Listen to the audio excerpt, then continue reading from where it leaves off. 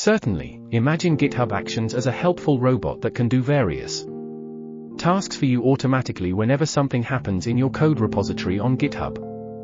This robot follows a set of instructions that you provide in a file, usually named .github or workflows or main.yml. Here's a simple breakdown: triggers. You can tell the robot to wake up and do something whenever specific events occur.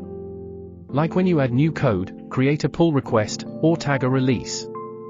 Instructions. YAML file. You give the robot a list of things to do in a special file written in a simple language called YAML. This file contains steps like checking out your code, building it, running tests, and more. Actions. The robot knows how to perform specific tasks, like installing dependencies, running tests, or deploying your application.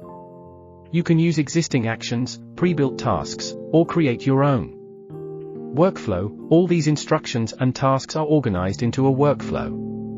A workflow is like a recipe that tells the robot what to do step by step.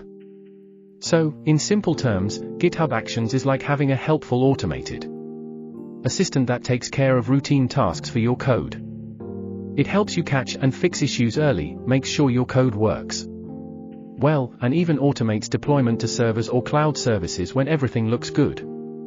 This way, you can focus more on writing code, and the robot takes care of the repetitive and time-consuming tasks for you.